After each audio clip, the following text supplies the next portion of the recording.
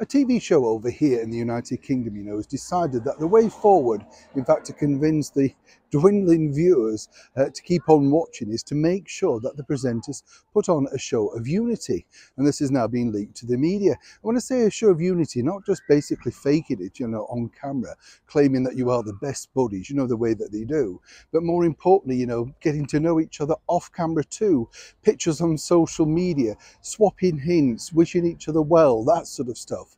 But they have a bigger problem on their hand, and it's not all about fake bonhomie either. It's more about whether people will continue to watch. And one of their former presenters is about possibly to drop one of the biggest bombshells on the show yet.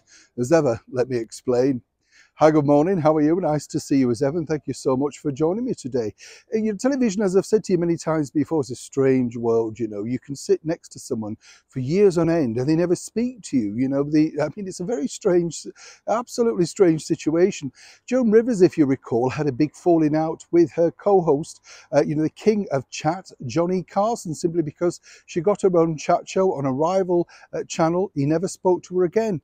That was how cold it was. As I say, I've experienced it myself, but I'm made of sterner stuff, I just like people. I'm not too bothered whether they like me. If they don't, you just bypass them. It's real life. Telly, though, is fake, trust me. And over on This Morning, we saw that earlier this year with the likes of Holly and Phil, besties for so many years. She cut him dead. He stopped following her on Instagram. You saw how the picture developed. And then, of course, in a shock dramatic move, she decided to quit, naturally through the power of social media. But of course, there's bigger problems than that. And the bigger problems are that, it's a brand. It makes money. It's all about advertising revenue. And more importantly, you, the viewer, will you still believe this fake friendship that they're now trying to create between all these brand new presenters?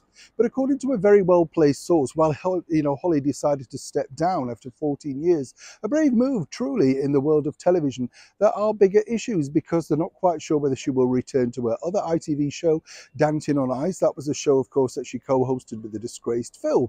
But according to insiders, it's all about really how she felt treated, particularly during the Qgate scandal. That's right, going to see our late and wonderful monarch lying in state.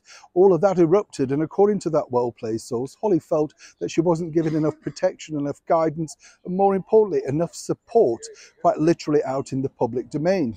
Doesn't just end there, it gets even worse, because of course the bottom line now is that if she decides to sign on the dotted line, the book could be worth a colossal amount of money. Now, Holly herself really has had something of a terrible setback because, of course, of an alleged stalker that could, of course, infringed her life rather badly, rather dramatically. Wouldn't wish that on anyone.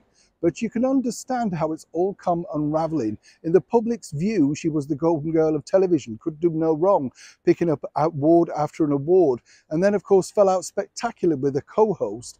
Now can't really return to the disgraced brand, hence the reason she decided to step down alongside the stalker. Really, where does Holly go? And to pick up 1 million a year is a lot of money, which is what she was doing to host TV show. The book deal, as many people fear, could be the way forward. Holly will bounce back, she's popular. But the bottom line is, can the programme, even with all those fake friendships that they're now trying to push? Neil Sean in the very heart of London.